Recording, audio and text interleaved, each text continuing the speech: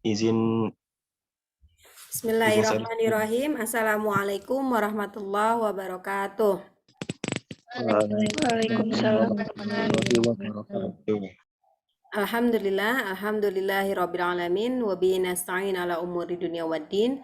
Wassalatu wassalamu ala asyrafil anbiya'i wal mursalin wa ala alihi wa ashabihi ajmain amma ba'du. Puji syukur kita panjatkan kehadirat Allah Subhanahu wa taala, Tuhan semesta alam yang menguasai hari pembalasan, dan kepada Allah kita kembali. Salawat dan salam semoga tetap terhaturkan pada Nabi kita Muhammad sallallahu alaihi wasallam yang risalahnya telah membawa kepada zaman kebahagiaan terang benderang seperti yang kita rasakan saat ini. Marilah kita buka perkuliahan pada hari Senin tanggal 4 April 2022 dengan bersama-sama mengucapkan lafaz basmalah. Bismillahirrahmanirrahim. Hari ini presentasi Nur Kolbi ya. Silakan Nur Kolbi untuk share PPT-nya. Izin share screen, Bu. Ya. Harus dijadikan co-host dulu kah? Iya, Bu. Harus jadi host.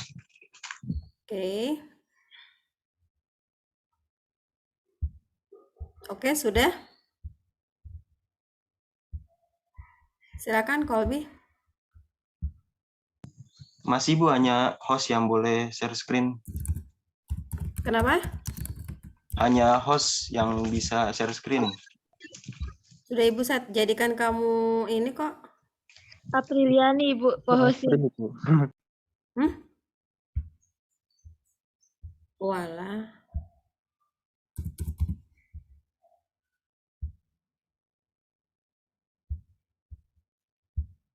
Ya, silakan. Nur.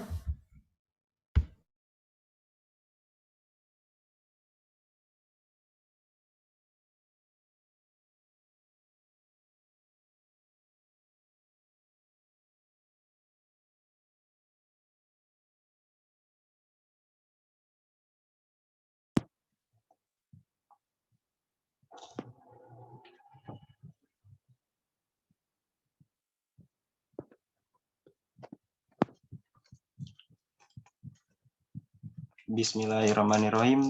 Assalamualaikum warahmatullahi wabarakatuh. Waalaikumsalam warahmatullahi wabarakatuh. Ini langsung fikih korupsi. Nggak salah Iya, nih. Bener. Kan Alurnya. kemarin harta itu. Pertemuan keempat fikih korupsi, betul? Betul, Bu. Selanjutnya fikih korupsi ini. Oke, silakan lanjut. Baik, Bu. Bismillahirrahmanirrahim. Assalamualaikum warahmatullahi wabarakatuh. Alhamdulillahirrahmanirrahim. Wabihi nasta'in wala umuri dunya waddin. Wassalatu wassalam ala asrofil anbiya'i wal mursalin wala alihi washabihi ajmain amma ba'du. Yang pertama-tama terima kasih kepada Bu Yulianti Mutmainah selaku dosen Fikih Muamalah yang telah menyempatkan saya untuk presentasi pada pagi hari ini. Perkenalkan, nama saya Muhammad Nur Kolbi Afif. Di sini saya akan presentasi mengenai fikih korupsi. Yang pertama, pengertian korupsi.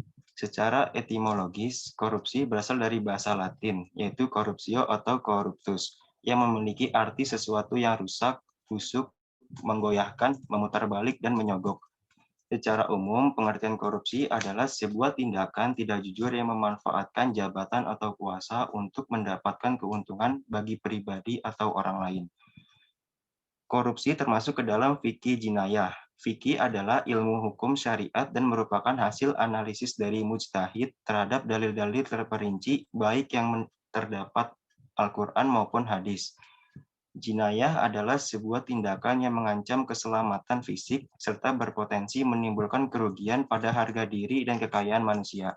Sehingga tindakan atau perbuatan itu dianggap haram, bahkan pelakunya harus dikenai sanksi, baik di dunia maupun di akhirat. Perbuatan korupsi dalam konteks agama Islam sama dengan fasad, yaitu perbuatan yang merusak tatanan kehidupan yang pelakunya dikategorikan melakukan jinayat al-kubro atau dosa besar. Sebagaimana dalam firman Allah Subhanahu wa taala dalam surah Al-Baqarah ayat 188. A'udzubillahi minasyaitonirrajim. Bismillahirrahmanirrahim. Wala ta'kulu amwalakum bainakum bil batili wa tutlu biha ilal hukami lita'kulu fariqam min amwalin nasi bil ismi wa antum ta'lamun. Yang artinya, dan janganlah kamu, sebentar. ya Bu, Itu bil bato pakai to ya. Jadi bil batili pakai to. Bil batili. Wala bil ta'kulu amwalakum bainakum bil batili pakai to. Bil batili. bil Bismillahirrahmanirrahim. Wala ta'kulu amwalakum bainakum bil batili wa tutlu Bil biha bati to-nya bil batili. bil batili wa tutlu biha ilal hukami lita ulu fariqam min amwalin nasi bil ismi wa antum ta'lamun. Oke, sip. Yang artinya, dan janganlah kamu makan harta di antara kamu dengan jalan yang batil, dan janganlah kamu menyuap dengan harta itu kepada para hakim, dengan maksud agar kamu dapat memakan sebagian harta orang lain. Itu dengan jalan dosa, padahal kamu mengetahui. Selanjutnya adalah penyebab terjadinya korupsi. Yang pertama itu ada perilaku individu.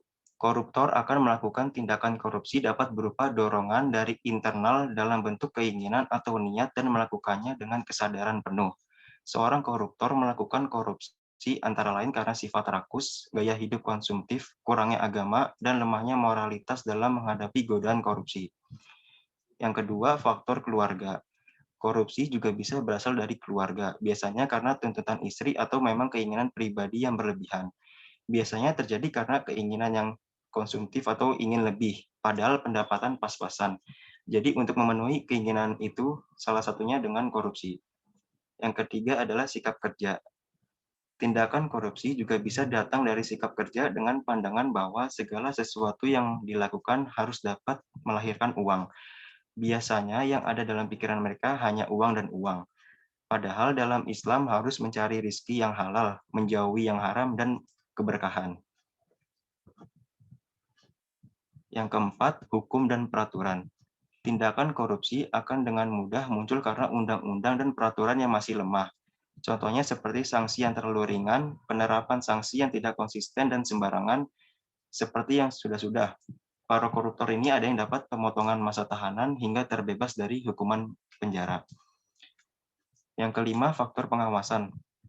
Pengawasan dibagi menjadi dua, yaitu pengawasan internal dan eksternal. Pengawasan internal yang dilakukan oleh pimpinan dan faktor eksternal dilakukan oleh publik dan media. Pengawasan bisa kurang efektif karena ada beberapa faktor, yaitu pengawas tidak profesional, pengawasan yang tumpang tindih, dan pengawas yang tidak patuh pada etika hukum atau pemerintah. Hal ini menyebabkan pengawas sering terlibat dalam praktik korupsi. Yang keenam, faktor politik. Praktik korupsi di Indonesia dilakukan di semua bidang, tetapi yang paling umum adalah korupsi di bidang politik dan pemerintahan. Menurut Daniel Saulev, politik tidak berjalan sesuai dengan aturan hukum, tetapi terjadi sesuai dengan pengaruh uang. Selanjutnya adalah bentuk dan modus korupsi. Yang pertama, bentuk korupsi ada korupsi suap-menyuap. Suap-menyuap merupakan tindakan pemberian uang atau menerima uang atau hadiah oleh seseorang untuk melakukan atau tidak melakukan sesuatu yang bertentangan dengan kewajibannya. Contohnya seperti seorang pejabat menyuap hakim, pengacara atau advokat untuk memperlancar keinginannya. Yang kedua, korupsi penggelapan jabatan.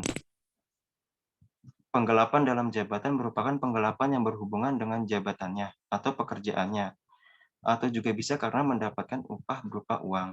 Contohnya, kepala gudang menyimpan kelebihan barang dalam gudang agar menjadi barang pribadi. Yang ketiga, korupsi tindakan pemerasan. Korupsi tindakan pemerasan yaitu korupsi yang melibatkan aparat dengan melakukan pemaksaan untuk mendapatkan keuntungan sebagai imbal jasa pelayanan yang diberikan. Contohnya, seorang pejabat korup yang tindakannya terbongkar oleh orang lain, orang yang mengetahui memanfaatkannya dengan memeras uang. Yang keempat, korupsi gratifikasi. Gratifikasi adalah pemberian yang diberikan karena layanan atau manfaat diperoleh.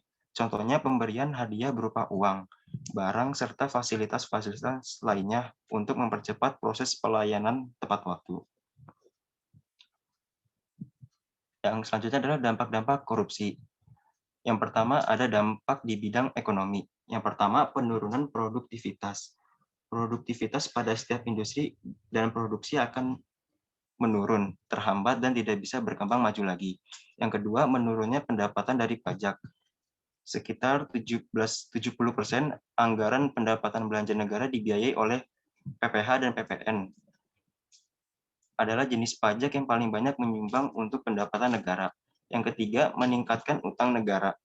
Korupsi akan memperburuk keuangan negara. Yang keempat, menurunnya pertumbuhan ekonomi dan investasi.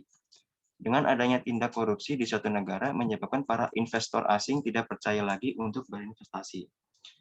Yang kelima, meningkatkan kemiskinan. Korupsi ini penyebab kemiskinan masyarakat karena dana yang seharusnya untuk warga miskin jadi dikorupsi. Yang selanjutnya, dampak di bidang pemerintahan. Yang pertama, etika sosial yang mati. Dengan adanya korupsi dari satu anggota kelompok, maka anggota lain akan menutupi itu dengan berbagai cara. Yang kedua, birokrasi tidak efisien. Birokrasi memiliki tujuan untuk memberikan pelayanan kepada publik, namun dengan adanya korupsi, pelayanan akan sulit dan berbelit-belit. Selanjutnya, dampak di bidang hukum. Yang pertama, peraturan perundang-undangan tidak efektif. Semua pihak dapat menerima suap dan pungli. Yang kaya akan dipermudah dan yang miskin akan dipersulit. Yang kedua, hilangnya kepercayaan masyarakat terhadap negara. Dengan adanya korupsi, masyarakat akan mengetahui bobroknya hukum negara karena hukum tidak benar-benar melindungi masyarakat. Selanjutnya, dampak di bidang politik. Yang pertama ada pemimpin koruptor. Adanya praktik suap dari para calon-calon pemimpin demokrasi akan membuat bayangan bahwa mereka juga akan menjadi calon koruptor. Yang kedua, publik tidak percaya lagi demokrasi. Semua pejabat negara tidak lagi dipercaya oleh publik karena banyaknya koruptor. Bahkan publik bisa saja tidak akan memilih saat pemilihan karena adanya tindakan korupsi. Selanjutnya, dampak di bidang pertahanan dan keamanan. Yang pertama, kerawanan dan pertahanan dan keamanan. Hal ini terjadi jika anggaran untuk pertahanan dikorupsi sehingga negara kurang bahkan tidak ada dana untuk pertahanan dan keamanan negara. Yang kedua, kekerasan dalam masyarakat. Kepercayaan masyarakat sudah hilang karena korupsi. Hal ini mengakibatkan mereka akan melindungi diri sendiri dengan menggunakan cara-cara yang negatif. Yang selanjutnya adalah cara mencegah dan memberantas korupsi dalam perspektif Islam. Sistem pencegahan korupsi dalam Islam terbangun dalam sebuah sistem sangat sederhana. Salah satunya dalam wacana hukum sekarang adalah dengan sistem pembuktian terbalik. Dalam Undang-Undang 31 tahun 1999 menjelaskan bahwa sistem pembuktian terbalik adalah bersifat terbatas dan berimbang, yaitu terdakwa mempunyai hak untuk membuktikan bahwa ia tidak melakukan tindak korupsi dan wajib memberikan keterangan tentang seluruh harta bendanya yang diduga mempunyai hubungan dengan perkara. Cara lain upaya Islam dalam mengatasi korupsi bisa dilakukan dengan yang pertama, sistem penggajian yang layak. Rasul dalam hadis riwayat Abu Daud berkata, barang siapa diserahi pekerjaan dalam keadaan tidak mempunyai rumah, akan disediakan rumah. Jika belum beristri, hendaknya menikah. Jika tidak mempunyai pembantu, hendaknya mengambil pelayan. Jika tidak mempunyai hewan tunggangan atau kendaraan, hendaknya diberi. Dan barang siapa mengambil selainnya, itulah kecurangan atau golin. Yang kedua, larangan menerima suap atau riswah dan hadiah. Hadiah dan suap diberikan seseorang kepada aparat pemerintah pasti mengandung maksud tertentu. Saat Abdullah bin Rawahah tengah menjalankan tugas dari Nabi untuk membagi dua hasil bumi, separuh untuk kaum muslimin dan separuh lagi untuk kaum Yahudi. Kemudian datang seorang Yahudi kepadanya dengan memberikan suap dan tawaran ini ditolak keras. Suap Suap yang ditawarkan adalah haram dan kaum muslim tidak memakannya. Imam Malik dan Al-Muwatta. Selanjutnya adalah perhitungan kekayaan. Seorang koruptor tentu jumlah kekayaannya akan bertambah dengan cepat. Umar bin Khattab semasa menjadi khalifah menghitung kekayaan para pejabat di awal dan akhir jabatannya. Bila terdapat kenaikan yang tidak wajar, para pejabat diminta membuktikan bahwa harta yang ada didapat dengan cara yang halal. Jika tidak bisa membuktikan, Umar memerintahkan untuk menyerahkan kelebihan hartanya kelebihan pejabatnya kepada Baitul Mal. Yang keempat, keteladanan pemimpin. Pemberantasan korupsi akan berhasil bila pemimpin bersih dari korupsi, seperti yang dilakukan Khalifah Umar menyita sendiri seekor unta milik putranya Abdullah bin Umar karena menggembalakan untanya di padang rumput Baitul Mal. Yang kelima, hukuman setimpal. Hukuman yang diberikan berfungsi sebagai pencegah atau zawajir. Hukuman diharapkan membuat orang jera melakukan korupsi. Dalam Islam, koruptor dikenai hukuman takzir berupa tasyir atau pewartaan atau dengan diarak keliling kota. Selanjutnya dari ranah pendidikan. Yang pertama, pendekatan menjadikan pelajar sebagai target.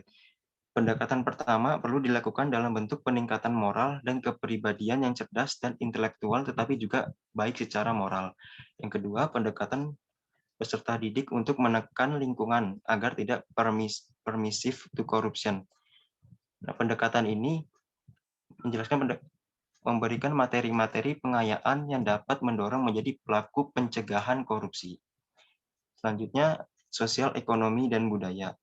Upaya yang dilakukan untuk pengendalian korupsi. Yang pertama, upaya preventif, yaitu kejaksaan akan memberikan program pembinaan masyarakat dan tata hukum dan memberikan sanksi hukuman yang relatif berat, sehingga menimbulkan efek jera. Yang kedua, upaya represif, yaitu pendidikan membiasakan untuk tidak melakukan korupsi, membangun budaya anti korupsi, dan melakukan pengawasan internal dan eksternal. Yang ketiga, menciptakan budaya malu anti korupsi.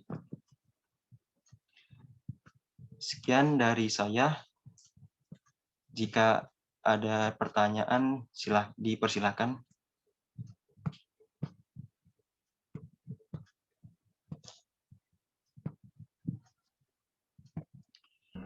Terima kasih Nur Kolbi atas presentasinya. Boleh ditutup PPT-nya? Ya. Nah, saya mau kasih tambahan sedikit ya tentang korupsi. Teman-teman boleh lihat di PPT. Kalau tadi dari Nur tentang membahas tentang korupsi, hari ini memang tema kita di layar Anda sudah muncul ya? Sudah, Bu. Jadi hari ini kita membahas tentang pengertian korupsi, sebab-sebab korupsi, bentuk dan modus korupsi, dampak-dampak korupsi, kemudian strategi mencegah dan memberantas korupsi, perspektif Islam, ranah pendidikan, sosial ekonomi, budaya, hukum, dan politik ketatanegaraan. Teman-teman, kalau teman-teman ingat ya apa yang pernah disampaikan oleh salah satu menteri kita, misalnya ya, Pak Mahfud MD, koruptor di Indonesia itu ada 1.298 orang. 86% lulusan perguruan tinggi. Jadi sebenarnya orang-orang koruptor itu bukan orang-orang yang bodoh, bukan orang-orang yang nggak pinter, istilahnya begitu kan. Tetapi adalah orang-orang yang pinter, orang-orang yang punya pengetahuan, dan orang-orang yang lulus dalam perguruan tinggi. Jadi bukan orang sembarangan nih yang korupsi. Dari 1.298 orang, 86% itu lulusan perguruan tinggi. Pertanyaannya adalah, kenapa pintar tetapi korupsi? Apa sih yang salah dengan sistem pendidikan kita?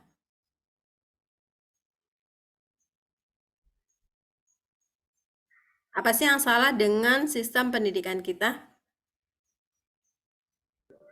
Kurangnya diajarin kejujuran, Bu. Mungkin. Kurangnya diajarin kejujuran. Yang lain? Minus akhlak, Bu. Tergiur akan jabatan, Bu. Oke, haus akan jabatan. Jadi kurang kejujuran, minus akhlak, dan lain sebagainya.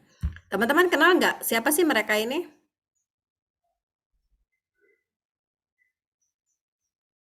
Siapa mereka ini? Kenal nggak? Tahu Bu, tapi di film. Oke, yang kiri atas siapa sih nih? Yang di Spider-Man, Bu. Siapa ya? Dia Ya Bu. jadi apa? Jadi Jadi dokter Octopus bukan? Iya Bu, Octopus. Ini kan seorang ilmuwan, dia pinter banget loh, pinter banget ilmuwan, keren. Sampai dia bisa menemukan, membuat tubuhnya itu menjadi tentakel yang kemudian itu menyatu dengan besi ya. Nah, yang sebelah kanan, ini juga orang pinter banget ini. Ini ada di film apa?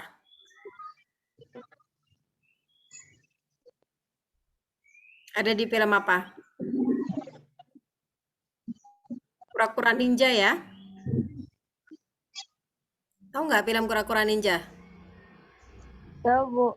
Nah, beliau ini ya yang di film Kura-kura Ninja itu bisa membuka portal.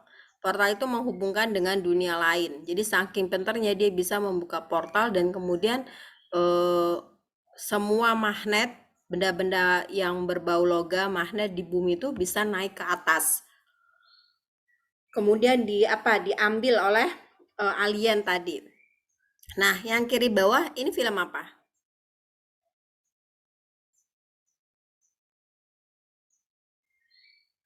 Ini film apa ini? Ini film di mana film itu berkisah tentang jadi ada alien dari laut ya, dari laut. Sebentar, saya lupa judul filmnya.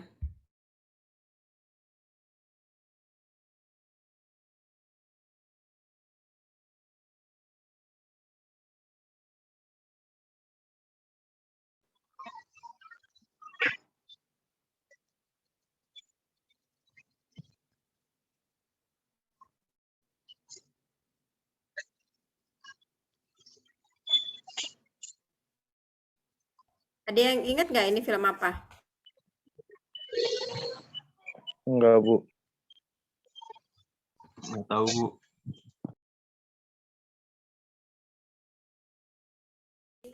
Yang kiri bawah ini film Pacific Rim. Jadi dokter ini dia pinter banget, masih muda dan pinter. Dia bisa berkomunikasi dengan otaknya alien. Di belakang dia nih otaknya alien. Pada seri Pacific Rim yang pertama part 1, dia yang berhasil memberikan komunikasi dan cara menghancurkan si alien ini. Yaitu dengan cara membuka portal tetapi dengan membawa tubuhnya si alien tadi. Tetapi di Pacific Rim yang kedua justru ya karena kepintarannya itu dan dia bisa membuka komunikasi dengan si alien yang di belakangnya ini kan melalui otaknya, justru dia dimanipulasi. Kemudian justru dia yang mengkhianati umat manusia dengan cara berkomunikasi dengan si alien ini dan kemudian menghancurkan bumi itu sendiri. Sehingga para pilotnya kemudian umat manusia itu banyak yang meninggal dan ini karena perbuatannya dia. Artinya pintar saja tidak cukup. Ini orang-orang pintar ini, semuanya pintar. IQ-nya di atas rata-rata.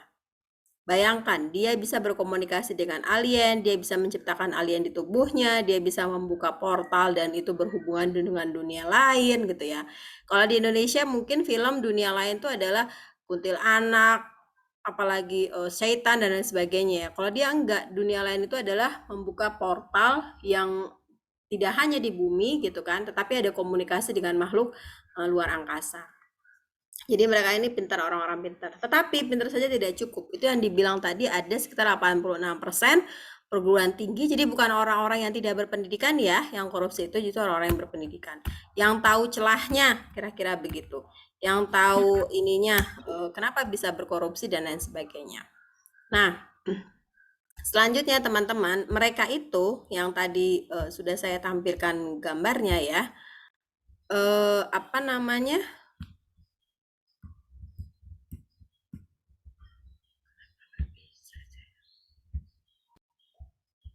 Mereka itu mempunyai apa namanya pengalaman yang luar biasa dan pengalaman itulah yang justru membuat mereka itu menjadi lupa ya, lupa kepada tujuan manusia itu sendiri apa. Jadi kalau dalam Islam itu auzubillahi minasyaitonirrajim, bismillahirrahmanirrahim, wa ma khalaqtul jinna wal insa illa liya'budun. Dan tidak aku ciptakan jin dan manusia untuk beribadah. Jadi mereka tuh lupa tujuan manusia.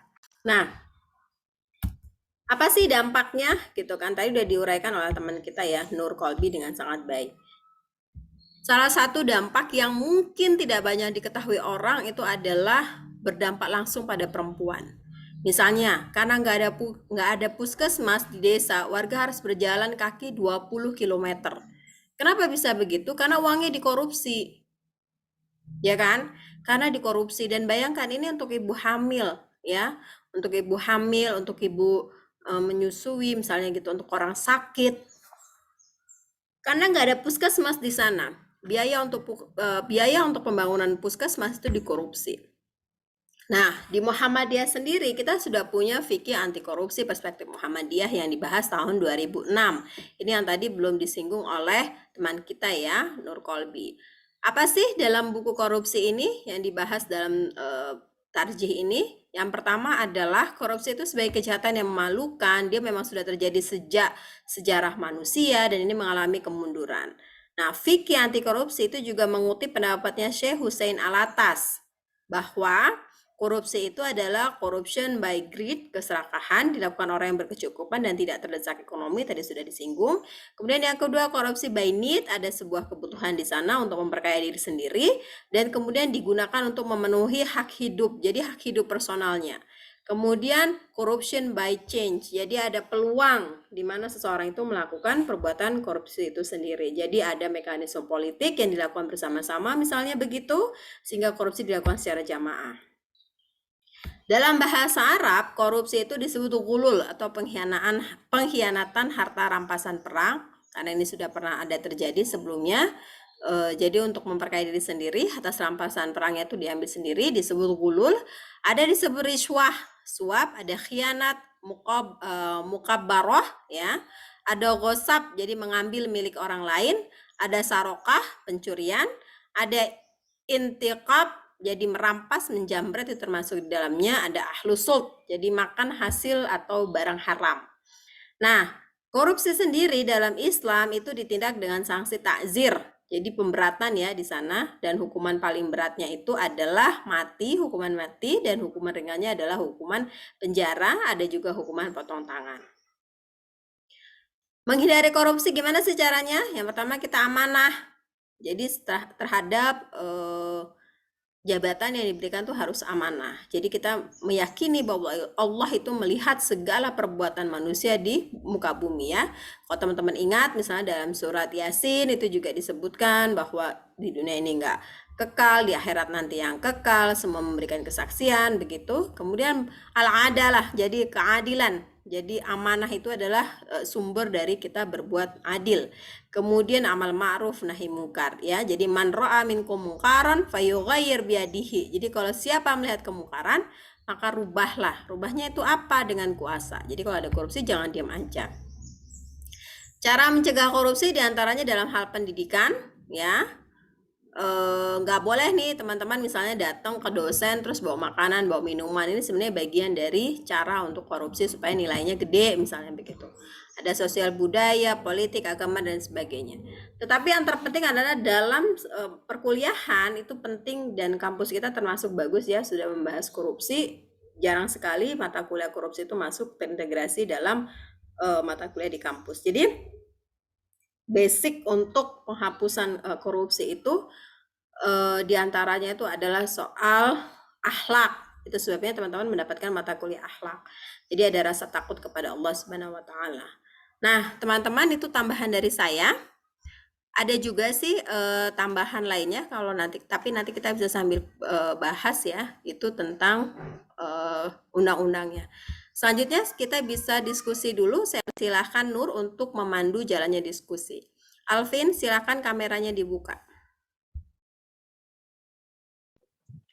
Baik, silakan kepada teman-teman yang memiliki pertanyaan terkait fikih korupsi, dipersilahkan untuk bertanya.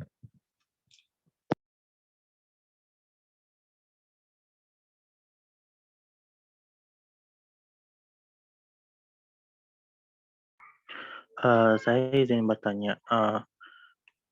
Kalau misalnya korupsi itu kan nggak selalu terkait tentang uang ya. Kalau misalnya kayak korupsi waktu itu contohnya kayak gimana sih? Terima kasih.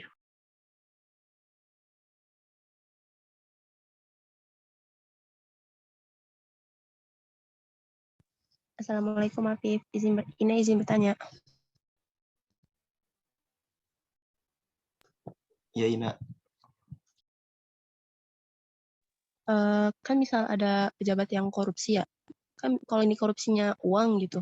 Biasanya kan ketahuan tuh. Nah, uangnya itu bakal diambil sama apa namanya? Sama sama apa tuh komisi KPK-nya atau dibalikin ke negara atau gimana tuh? Kasih Afif.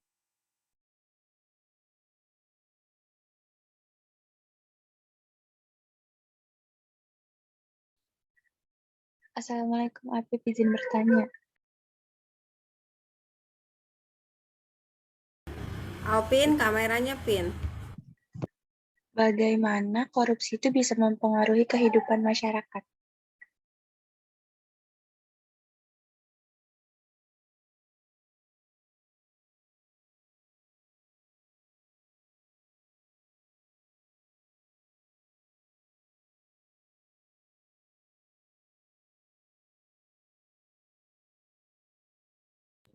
Ini saya langsung jawab, Bu.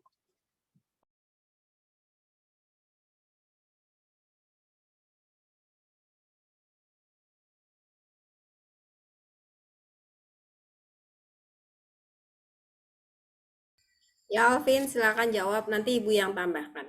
Kalau misalnya teman-teman ada yang mau ngasih tanggapan juga boleh setelah Afif nanti kasih jawaban ya. Silakan Afif. Yang pertama dari pertanyaan Hafiz tentang korupsi waktu. Korupsi waktu itu seperti bagaimana ya? Sebenarnya waktu kuliah kita jam 8 tadi, tapi mungkin karena terlambat atau lain, jadi mungkin bisa hadir jam 8.30. Jadi waktu dikorupsinya itu mungkin 30 menit, mungkin seperti itu contohnya. Terus pertanyaan kedua dari Ina, kalau pejabat ketahuan korupsi uangnya kemana gitu, ke KPK apa kemana? Menurut saya sih dibalikin ke negara gitu seadanya gitu, dan dapat hukum pidana mungkin berapa ratus juta gitu. Saya juga kurang tahu gitu tentang masalah hukumnya. Yang pasti itu bakal dibalikin ke negara, baik misalnya kalau berupa masih duit uang mungkin dibalikin uang, kalau aset yang mungkin disita gitu. Terus pertanyaan dari Anggoro, bagaimana korupsi bisa mempengaruhi masyarakat? Korupsi kan berarti kan kayak ngambil duit gitu, ngambil uang gitu dari masyarakat. Jadi masyarakat itu terpengaruh, masyarakat tuh menjadi miskin gitu. Karena bantuan-bantuan gitu mungkin bisa dikorupsi gitu oleh pejabat gitu. Makanya korupsi bisa mempengaruhi masyarakat. Seperti itu, Bu, kurang lebihnya. Yang lain jelas atau ada yang ingin ditanyakan? Kalau korupsi waktu, siapa mau ngasih tanggapan tentang korupsi waktu? Coba angkat tangan yang tadi telat masuk kelas. Itu sudah korupsi waktu loh. Kalau Ibu kan jam 8 TET sudah buka nih Zoom-nya. Teman-teman datangnya satu-satu. Jadi yang tanya tentang siapa yang korupsi waktu? Nah itu. Tadi datang telat, korupsi waktu. Ya kan? Jadi jangan dikira yang korupsi waktu tuh hanya dosen. Anda itu jauh lebih korupsi lagi tuh. Dosennya udah ada di Zoom nangkring, teman-temannya belum ada. Tadi baru 3 orang. Jadi korupsi waktu itu adalah misalnya jam pulangnya itu jam 12, tetapi kemudian jam 10 sudah nggak ada di tempat. Atau misalnya pulangnya itu sebenarnya jam 5, jam 3 sudah nggak ada. Nah itu adalah korupsi waktu. Jadi misalnya seseorang menerima gaji sampai 8 jam dalam pekerjaan, tetapi sebenarnya efektif dia bekerja itu hanya 4 jam atau 5 jam. Nah, sisa waktunya itu adalah bagian dari korupsi karena dia diberi gaji untuk 8 jam, tetapi bekerjanya hanya 5 jam. Sampai sini jelas, teman-teman? Jelas, Bu. Jelas, itu yang pertama. Tapi kalau mahasiswa itu lebih senang banget kalau pulangnya cepet ya. Ih, senang banget, Bu. Tuh, Asli. Mbak Divan jujur banget lagi. Kenapa, Van? Kok senang, Van? Rebahan is my life, Bu. Ya ampun, rebahan. Ngaji. Siapa yang sekarang udah jus berapa ngajinya? One day, one juice, Bu. Terlalu pelit, Radivan. One day, one jus. Ini bulan Ramadan. Ibu sudah jus 12. Ibu jus 12. Masya Allah, Bu. Anda jus berapa? Baru Anissa, Bu. Yang lain? Baru mulai dari awal lagi, Bu. Jangan lama-lama. Mana sih? Ini Ramadan nih ya, harus fastabiqul khairat. Oke, yang soal korupsi waktu sudah jelas, ada yang ingin ditanyakan? Insya Allah jelas, Bu. Jelas ya. Kemudian pertanyaan yang kedua, siapa yang mau ngasih tanggapan tadi? Dari pertanyaan Anggora. Anggora udah jelas belum tadi jawabannya? Sudah, Bu. Yang lain mau ngasih tanggapan?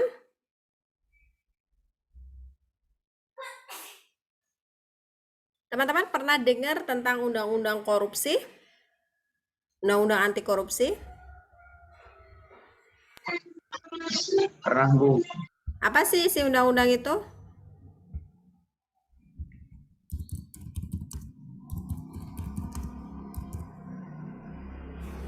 Apa sih isi dari undang-undang itu?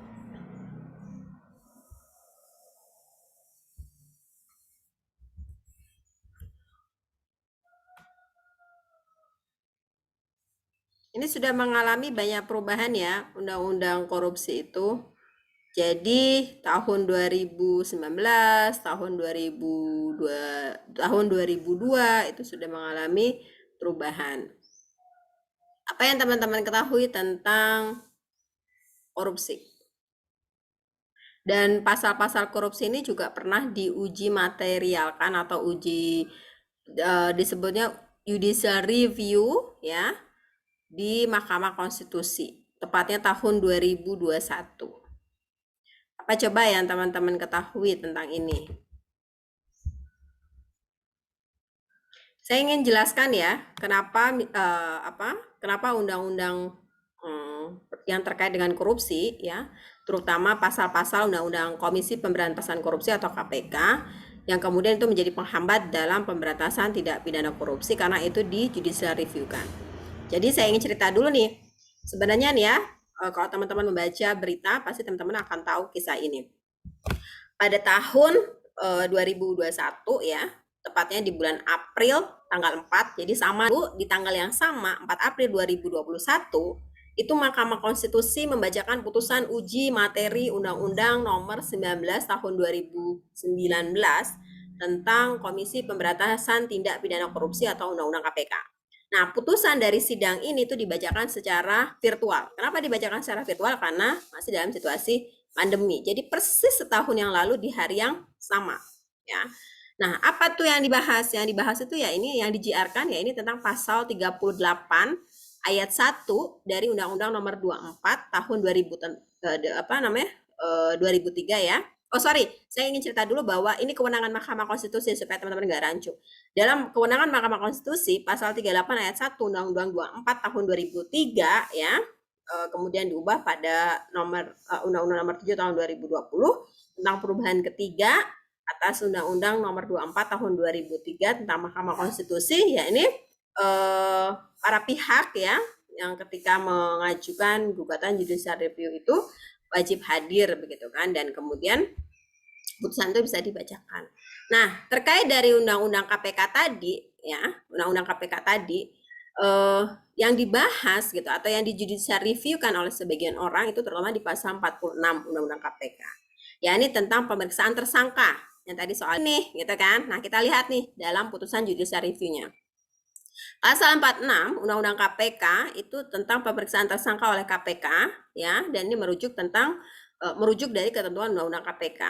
Dalam undang-undang yang baru ini, pasalnya diubah bahwa pemeriksaan tersangka merujuk pada ketentuan yang ada dalam Kitab Hukum Acara Pidana. Teman-teman tahu dong pasti bahwa undang-undang tentang korupsi ini adalah sifatnya lex specialis, jadi undang-undang yang khusus. Ketika di-JR-kan dan ini kemudian menjadi putusan, begitu lalu ini masuk ke dalam hukum acara yang umum, KUHAP, Kitab Undang-Undang Hukum Acara Pidana, maka lex specialis tadi yang sifatnya khusus tadi kemudian berubah menjadi umum. Jadi, Undang-Undang KPK kemudian tidak berlaku sebagai undang-undang yang khusus. Yang lex spesialis tadi kemudian menjadi hilang karena balik lagi ke KUHAP, Kitab Undang-Undang Hukum Acara Pidana. Yang kedua, tadi tentang pemeriksaan tersangka ya. Yang kedua, ini tentang kewenangan di tangan Dewan Pengawas. Dalam pasal 21 ayat 4 dan ayat 6, Undang-Undang KPK yang lama ya, itu pimpinan KPK merupakan penanggung jawab tertinggi yang berwenang menerbitkan surat perintah penyelidikan, penyidikan, penahanan, penuntutan, dan penangkapan. Ini Undang-Undang KPK yang lama. Tetapi dalam Undang-Undang KPK yang baru itu muncul bahwa kewenangan pimpinan sebagai penanggung jawab tertinggi, penyidik, dan penuntut umum dihapus. Jadi kalau tadi pimpinan KPK itu punya kewajiban penyelidikan, penyidikan, penahanan, penuntutan, dan penangkapan. Ya, 5 hal itu. Kemudian berubah, tanggung jawabnya itu hanya penyidik dan penuntut umumnya dihapus. Ya, penyidik dan penuntut umumnya dihapus, gitu ya. Jadi kewenangan KPK itu diambil alih oleh Dewan Pengawas, bukan oleh pimpinan KPK. Yang ketiga nih teman-teman, ada pasal 47 Undang-Undang KPK yang baru, kewenangan menggeledah, menyita itu harus izin Dewan Pengawas. Tadinya nggak ada Dewan Pengawas yang memberikan kewenangan soal izin dan lain sebagainya. Kemudian dalam pasal 47 itu kalau mau melakukan penyitaan atau penggeledahan harus dengan izin Dewan Pengawas. Lalu dalam pasal 12B itu penyadapan itu harus ada izin tertulis dari pengawas. Dulunya nggak perlu pakai izin-izin begitu. Sekarang kemudian harus pakai izin dan itu hanya sebatas 1 kali 6 bulan dan dapat diperpanjang 1 kali 6 bulan berikutnya ketika dalam proses penyelidikan tadi. Nah, selanjutnya yang keempat nih, pasal tentang penyelidikan KPK. Dalam pasal 43 yang baru nih ya, undang-undang yang baru, itu mengatur tentang penyelidik KPK berasal dari kepolisian, kejaksaan, instansi pemerintah lainnya, atau internal KPK. Tetapi kemudian dalam pasal 43 huruf A, penyelidik itu ada penambahan ya, harus lulus pendidikan di tingkat penyelidikan. Dan berdasarkan Undang-Undang Nomor 2 Tahun 2002 tentang kepolisian, pembinaan tentang penyidik dan penyidik pengawas negeri sipil berada di bawah naungan kepolisian. Jadi yang tadinya dia independen soal penyelidik itu kemudian tidak independen lagi. Kemudian selanjutnya adalah tentang pasal status kepegawaian. Ini ada di pasal 24 ya teman-teman. Kalau di pasal 24 ini status kepegawaian lembaga itu harus aparatur sipil negara atau ASN. Ini teman-teman pasti ingat ya soal kisruh penerimaan KPK beberapa waktu yang lalu tentang pertanyaan-pertanyaan dalam ujian. Nah, ini juga termasuk yang dibahas dalam JR. Kemudian pasal tentang Dewan Pengawas. Jadi Dewan Pengawas ini dinilai punya dominasi dan mengganggu independensi KPK dan pimpinannya. Karena Dewan Pengawas ini diberikan wewenang yang sangat gede, yang sangat luas, bahkan harus memberikan izin dan lain sebagainya terhadap proses penyelidikan kasus yang ada di KPK itu sendiri.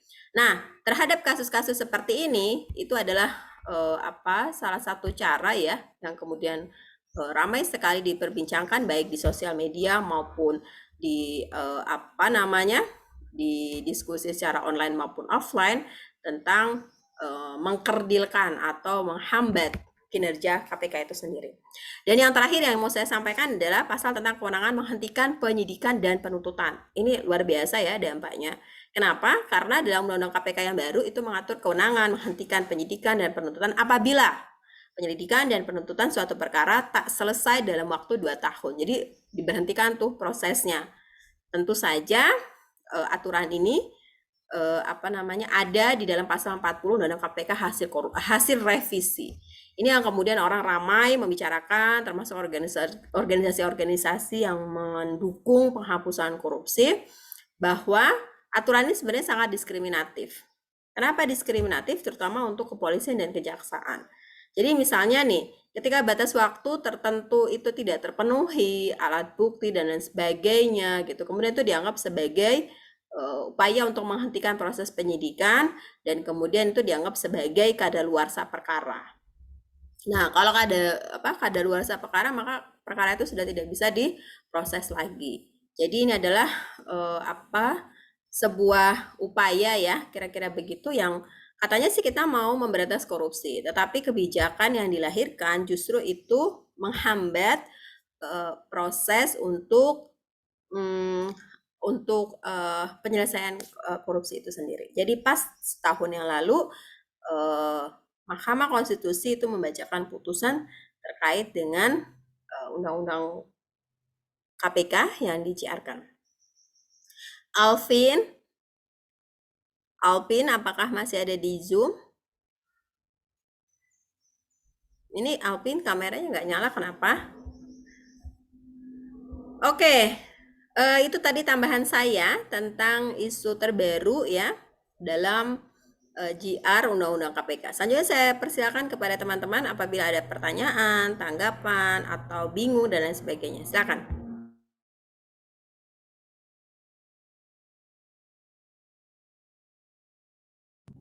Saya ingin izin bertanya, Bu. Dewan pengawas itu siapa aja ya, Bu ya? Berarti ada Dewan Pengawas sama KPK gitu ya, ada dua itu. Itu saja, Bu. Terima kasih.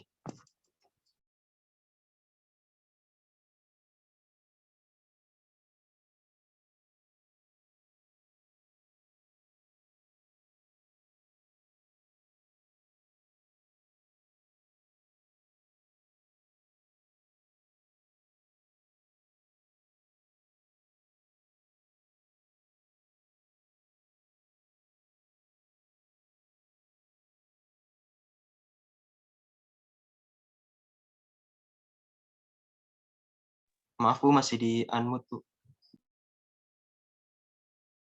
Masih di mute.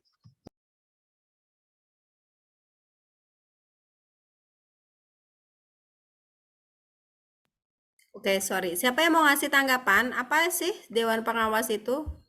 Siapa sih Dewan Pengawas dari KPK?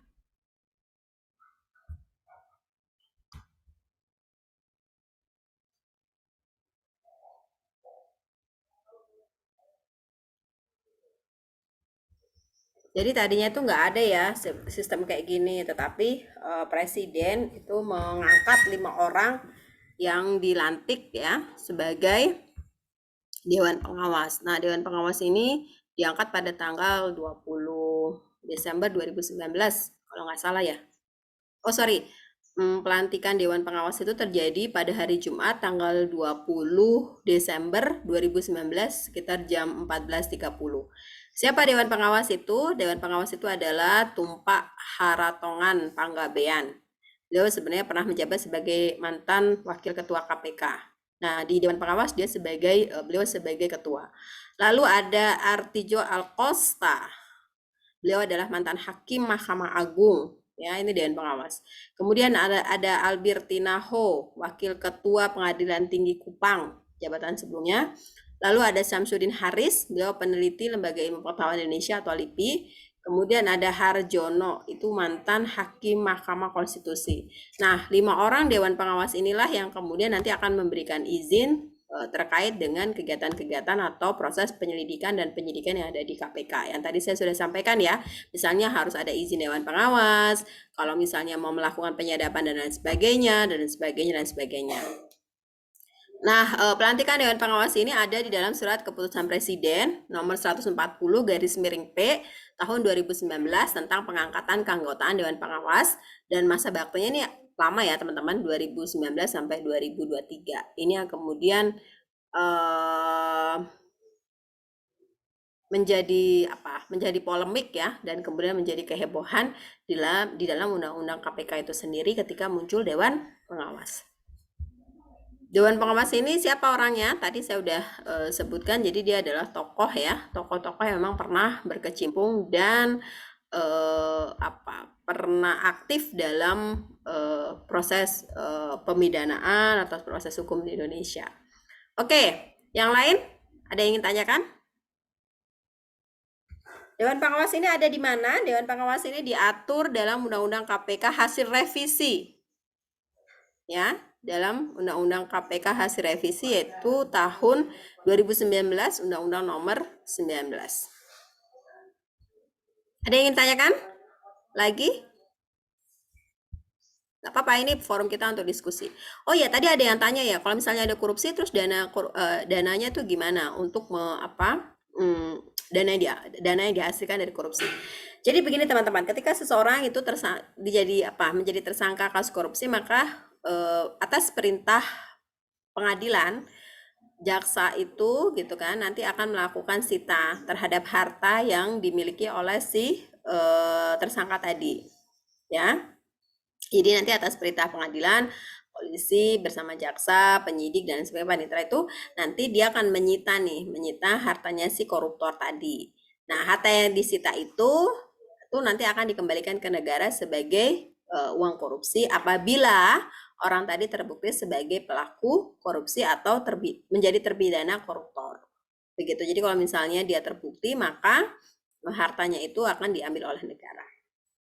Jadi memang dalam proses korupsi tidak dibedakan apakah harta itu harta istri atau harta suami atau harta yang terpisah atau harta campur begitu.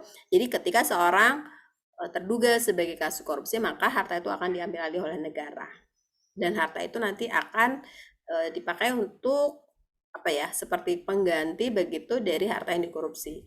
Nanti dalam amar putusannya hakim ya, dalam proses persidangan di akhir putusannya berapa yang disebutkan itulah yang harus dikembalikan kepada negara. Apakah jelas teman-teman? Jelas nih. Oke, yang lain ada yang ingin ditanyakan?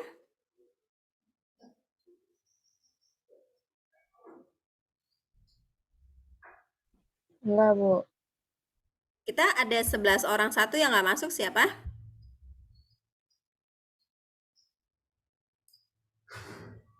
Siapa Fis? Yang nggak masuk Fis? Satu udah keluar, Bu. Siapa yang keluar? Ahmad Hodimul Haq, Bu. Ahmad Hodimul Haq. Iya, Bu. Jadi kita hanya 11 orang ya? Iya, Bu. Oke, ada lagi yang ingin ditanyakan teman-teman?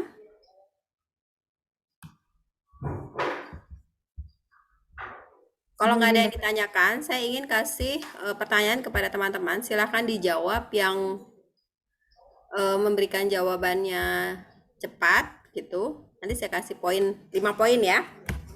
Pertanyaan adalah, apabila Anda sebagai pejabat negara, katakanlah sebagai pejabat di lingkungan paling kecil ya, ini di kelurahan ataupun kecamatan, berarti sebagai Pak Lurah atau Bu Lurah, apa yang akan Anda lakukan supaya tidak terjadi korupsi baik bagi diri Anda sendiri maupun lingkungan?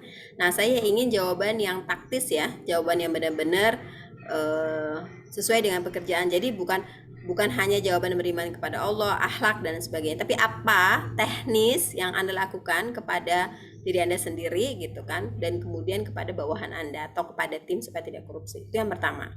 Kemudian yang kedua, kasusnya saya ingin cerita ada sebuah kasus begitu di dalam sebuah komunitas, di sana tidak ada SD, yang ada hanya PAUD, dan SD-nya itu harus menempuh jarak sekitar 9 kilo dari daerah tersebut, dari desa tersebut, karena di desa itu nggak ada SD begitu, dan pendidikan di desa itu sangat rendah.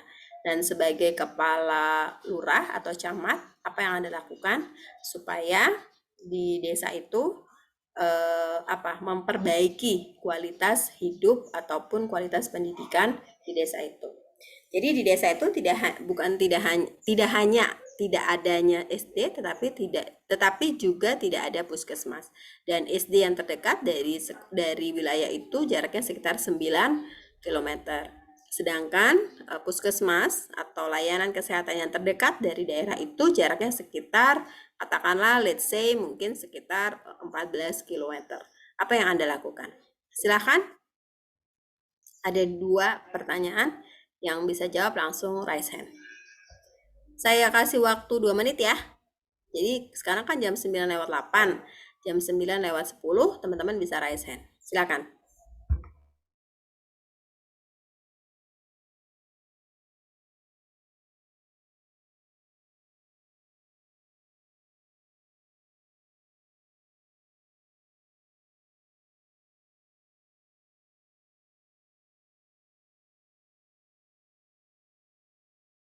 Yang sudah bisa jawab, langsung bisa kasih tanggapan. Nggak usah lama-lama mikirnya. Oke, Ine, ada 1. Ine yang sudah angkat tangan. Selain Ine siapa? Oke, silakan Ine. Baik Ibu, untuk pertanyaan yang pertama kan yang tentang korupsi ya Bu.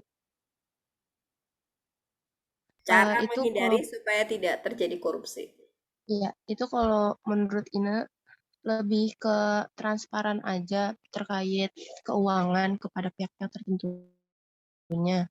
Terus ingat dunia aja kayak jabatan kan nggak dibawa ke akhirat gitu. Udah Bu, cukup. Pertanyaan kedua, tadi yang tentang wilayah Pertanyaan kedua, itu, silakan. kalau yang kan sekolahnya jauh gitu, maksudnya SD-nya supaya kondisi lingkungannya tetap berpendidikan itu bisa diadakan kayak gerakan sekolah, kayak misalnya tuh ada relawan yang emang sukarela lebih datang ke desa itu buat ngasih pendidikan gitu. Nah kalau yang kesehatan itu sama kayak tadi yang tentang pendidikan itu bisa ada dokter yang emang datang ke ke desa itu kayak mengabdi gitu. Bukan mengabdi sih, jatuhnya kayak relawan juga. Kayak misal KKN gitu bukan bisa aja ngasih pendidikan ke desa itu atau ngasih pengobatan-pengobatan gitu Bu. Berarti kalau itu sifatnya nggak permanen ya? Artinya hanya rentan waktu tertentu ya? Tapi bisa aja dibuat program yang emang harus selalu ada Bu di setiap tahunnya. Coba difikirkan, kira-kira apa misalnya programnya? Tadi Radivan udah angkat tangan. Nanti saya kembali lagi ke Ine, sekarang ke Radivan dulu. Silakan Radivan. Baik Bu.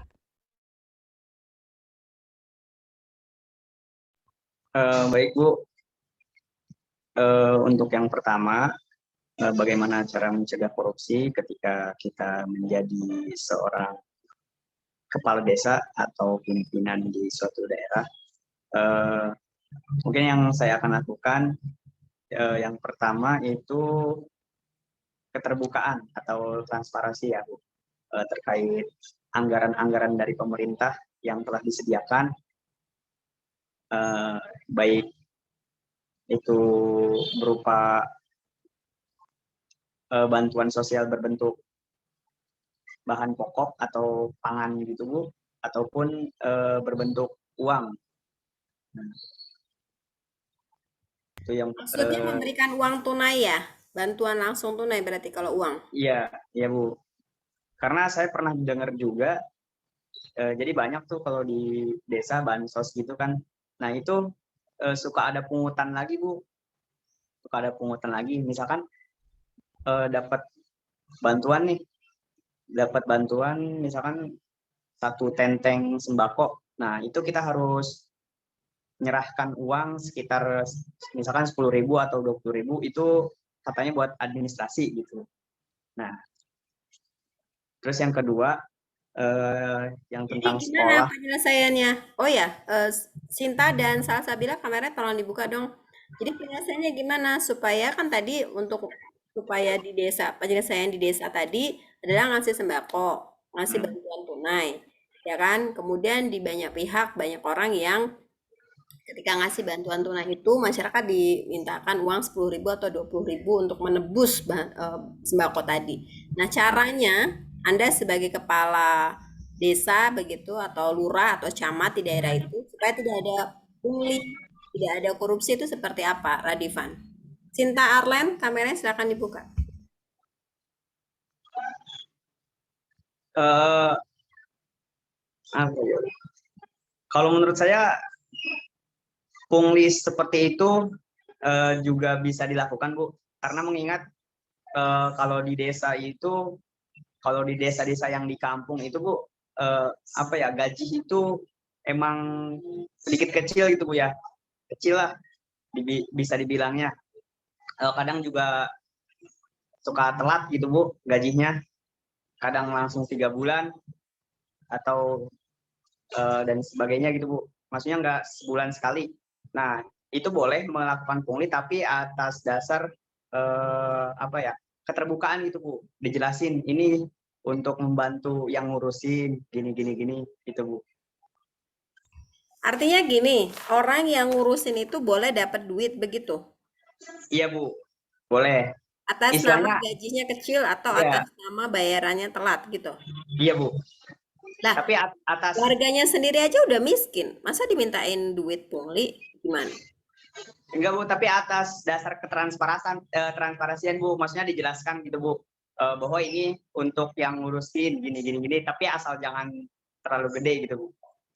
Nanti warganya bilang ya udah kalau gitu saya ngurusin aja deh, nggak usah jadi orang yang dibantu. Nah lumayan tuh, kalau misalnya satu kreseknya itu dimintakan uang 20.000. Kalau misalnya di daerah itu ada, katakanlah ada 10.000 warga, kan lumayan banget itu, gede banget jadinya. Coba dikaliin 20.000 dikali 10.000 orang yang akan dibantu. Adifan, itu termasuk korupsi nggak? Coba yang lain punya pendapat apa? Silakan.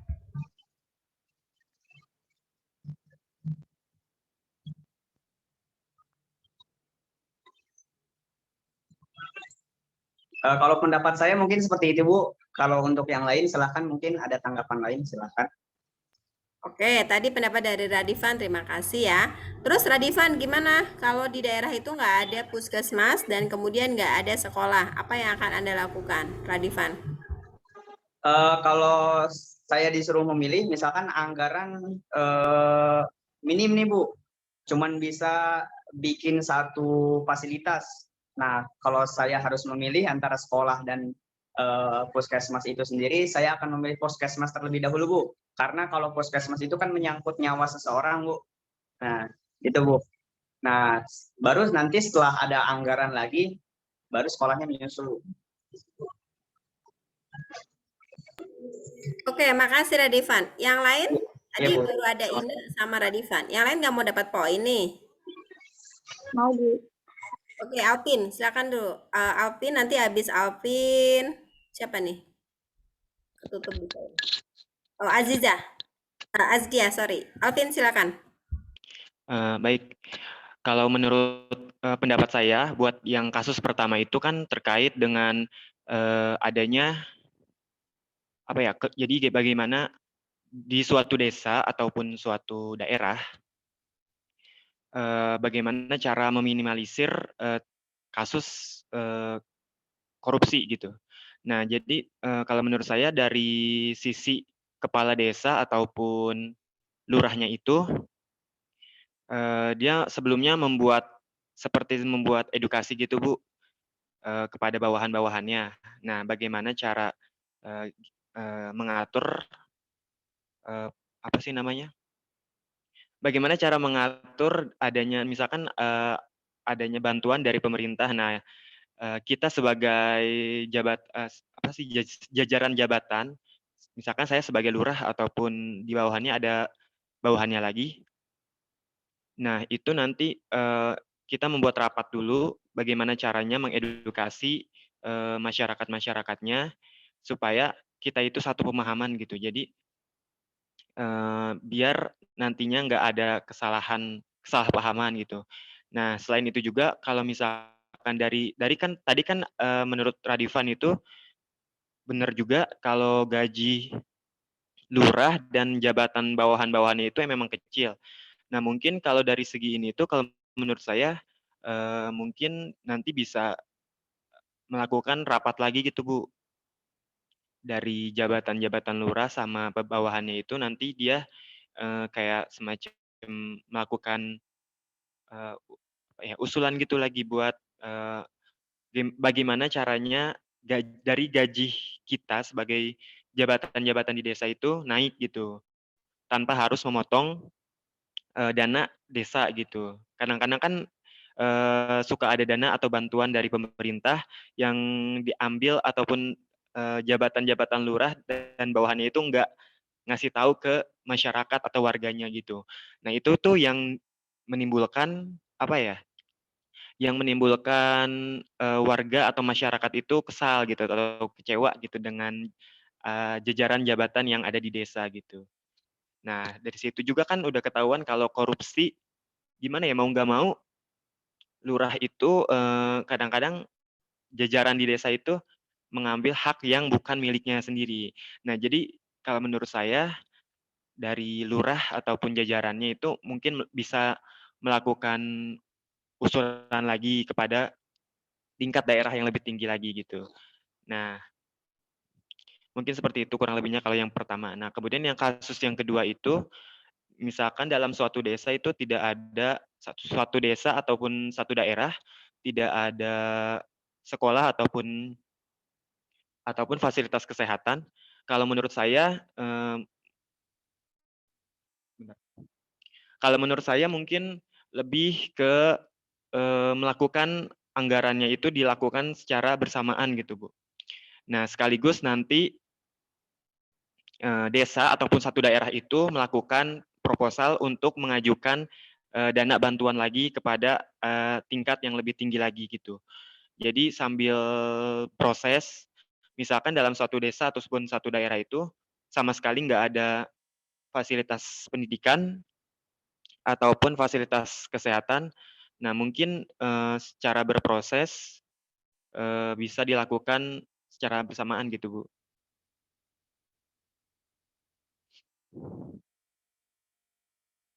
Kurang lebihnya seperti itu, Bu. Oke, yang lain? Siapa silakan. Makasih Alvin.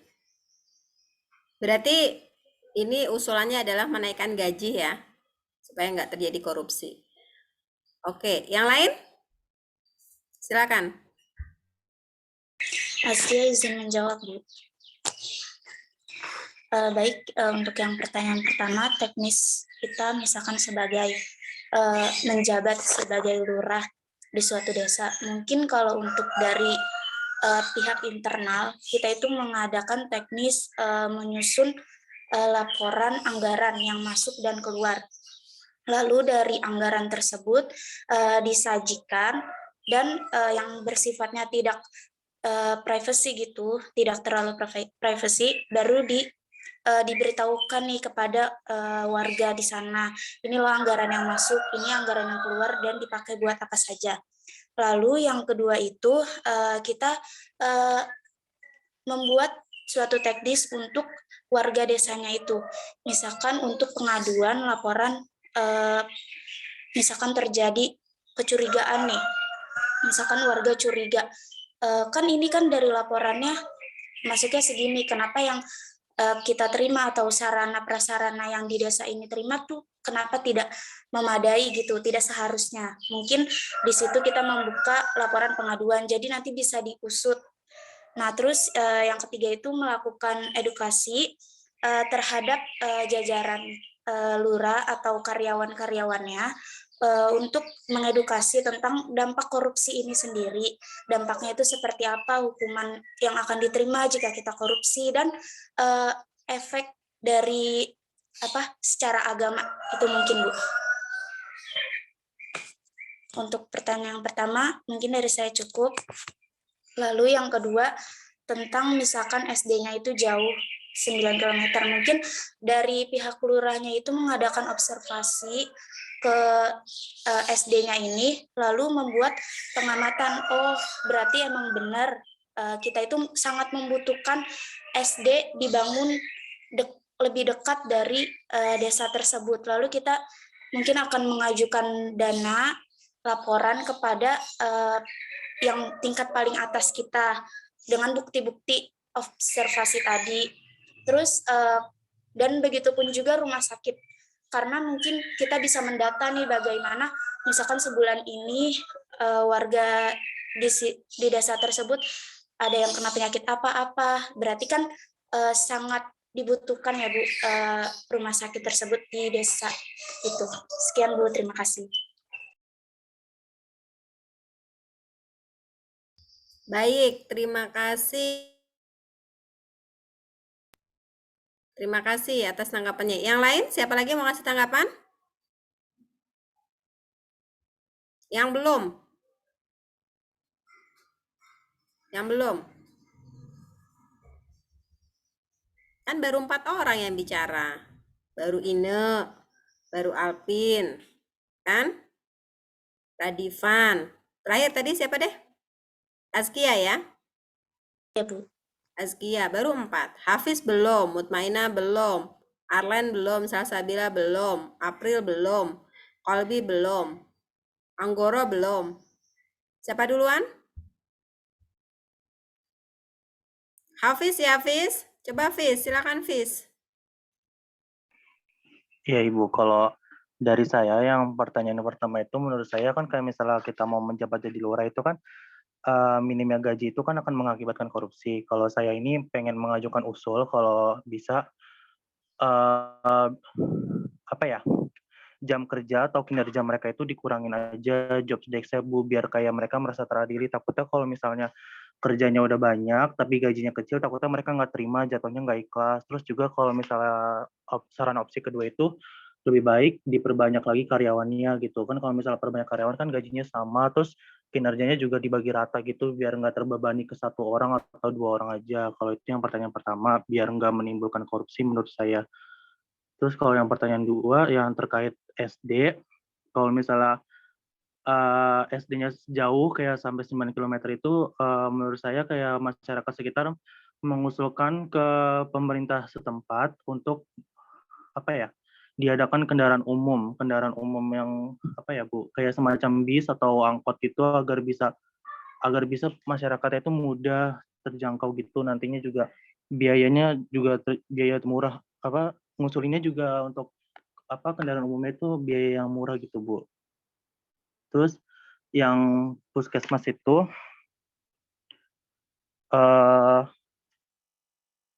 karena jauh itu mungkin bisa juga kayak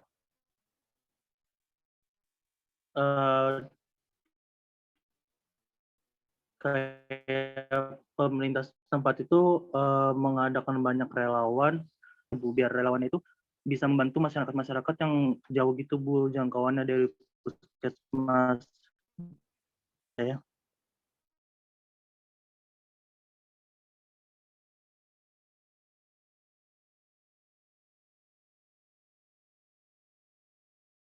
Oke, terima kasih. Hanya itu Hafiz? Ada lagi? Iya Ibu, hanya itu. Oke. Salsabila, silakan.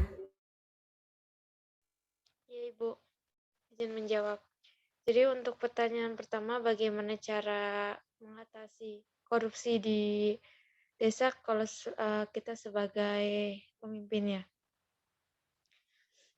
Yang pertama yaitu pastinya sebelum kita dipilih atau diangkat menjadi kepala dari suatu desa, pasti kita sudah ada rencana dan kepercayaan dari masyarakat. Berarti kita sudah dipercaya dan proses itu mudah-mudahan mengurangi kita sebagai kepala desa untuk bahwa lebih memperhatikan tanggung jawab kita, bahwa kita sudah dipercaya nih oleh masyarakat. Jadi dengan adanya tanggung jawab itu kita bisa mengatasi diri kita bahwa oke, ini bukan uang kita, ini fasilitas masyarakat dan ini juga kepercayaan mereka.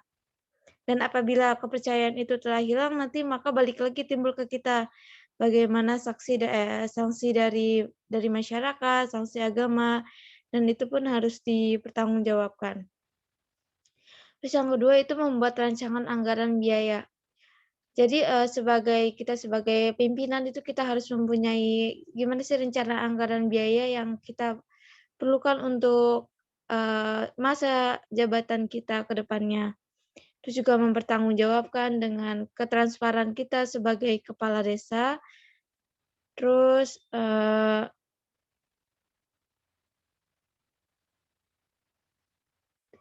misalnya ada perjanjian antara masyarakat dan kepala desa bahwa misalkan dari masyarakat ada yang korupsi atau dari kepala desa sendiri yang korupsi itu bisa ditindaklanjuti. Dan untuk masalah sekolah dan puskesmas yang jaraknya jauh, mungkin nanti kita bisa mengajukan relawan atau kita meminta kepada pemerintah relawan yang bisa membantu kita untuk di desa kita, karena juga kan untuk membangun sebuah puskesmas ataupun sekolah itu kan biayanya tidak kecil ya. Jadi kita memikirkan cara untuk memperkecil dulu biaya pengeluaran, jadi kita bisa mengambil relawan ataupun kita bisa jadi kita ke fasilitas kendaraan ataupun itu. Itu aja Bu dari saya. Terima kasih.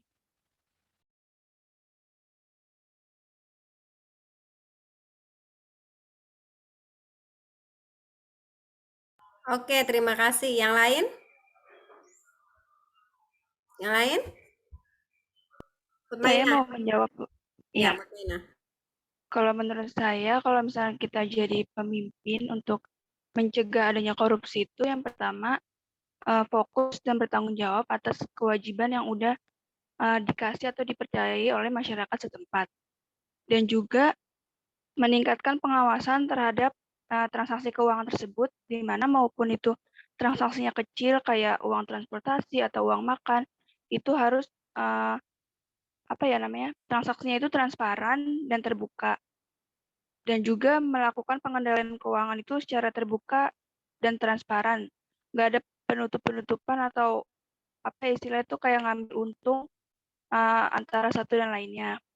Dan untuk pertanyaan kedua yang tentang sekolah dasar dan puskesmas yang jauh itu, kalau untuk sekolah dasarnya mungkin dilakukan survei dulu terhadap desanya tersebut, di mana kan rata-rata kalau misalkan desa yang belum ada sekolah dasar itu biasanya sulit untuk dijangkau kan Bu, dari entah dari kotanya ke desanya itu sulit untuk dijangkau. Kalau misalnya kayak gitu mungkin sambil dilakukannya permohonan dana ke pusat atau ke daerah tersebut, mungkin bisa dilakukan dengan pembuatan rumah belajar mendadak dulu di situ, di desa tersebut. Terus dilakukannya juga pemberdayaan oleh mahasiswa atau masyarakat di desa tersebut yang mempunyai pendidikan yang sudah tinggi. Dan untuk puskesmasnya mungkin bisa dilakukan pos darurat, di mana di situ terdapat para relawan-relawan yang bisa mengendalikan dulu istilahnya kayak orang sakit itu bisa dikendaliin dulu sebelum akhirnya nanti dibawa ke puskesmas yang ada di desa tersebut. Itu aja sih Bu.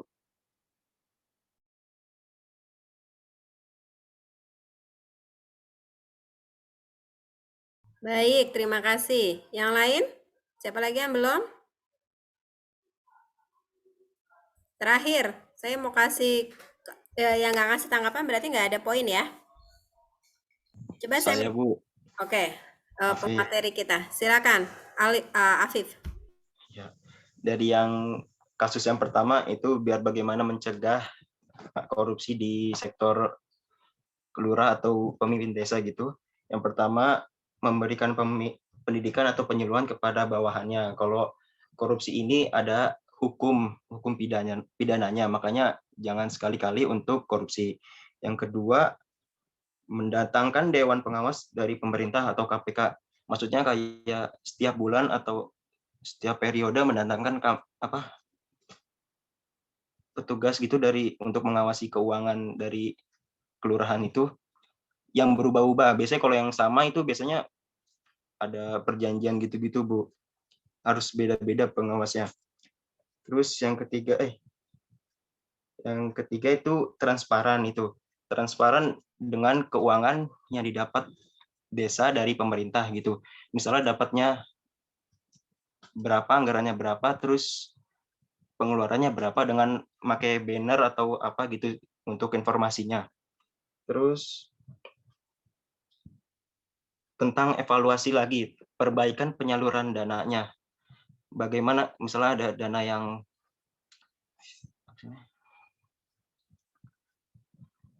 dana yang hilang atau ketilep lah gitulah. Terus untuk kasus yang kedua, tidak ada SD atau puskesmas, itu yang pertama mendirikan pendidikan yang sukarela gitu. Terus meminta dana kepada pemerintah atau jajaran paling atas gitu. Misalnya kan biasanya kan udah minta tapi nggak direspon oleh pemerintah atasnya, bisa meminta penggalangan dana ke masyarakat luar. Itu sih dari saya.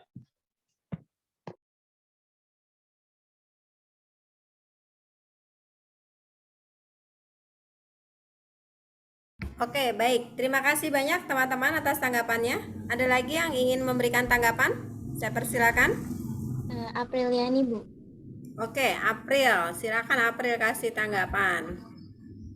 Untuk kasus yang pertama, mungkin dari misalnya saya sebagai kepala desa tuh bakalan lebih tegas ke bawahan, terus membuat peraturan-peraturan yang agar tuh nggak ada celah buat si bawahan saya ini melakukan korupsi, terus membuat hukuman yang berat, sama bakalan memanfaatkan teknologi agar bisa memantau aktivitas yang nggak bisa agar si bawahan saya ini nggak bisa melakukan korupsi, sama bakalan membuat rancangan anggaran biayanya tuh transparan, Bu. Terus buat kasus yang kedua, kalau buat sekolah yang jauh itu saya bakalan menghubungin Kemendikbud agar pengadaan sekolah di daerah itu, karena dalam APBN terdapat substitusi penganggaran dalam pembangunan sekolah di desa-desa sebagaimana telah diatur dalam undang-undang. Terus buat yang medis bakalan ngasih pengajuan surat ke tenaga medis atau biasanya penyuratan ke pemerintah daerah yang menyatakan bahwa dari desa saya tuh membutuhkan adanya puskesmas dan fasilitasnya. Itu, Bu.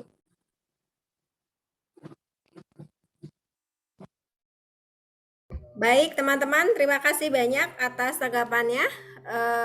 Kita sudahi perkuliahan kita pada hari ini karena kita nanti akan ada persiapan safari Ramadan. Saya ingin tanya ke teman-teman, teman-teman mau ikut nggak acara safari Ramadan? Ibu, mau izin bertanya, itu kegiatannya seperti apa, Bu? Kegiatan, sebentar saya stop dulu ya, karena ini sudah selesai perkuliahan, saya stop dulu.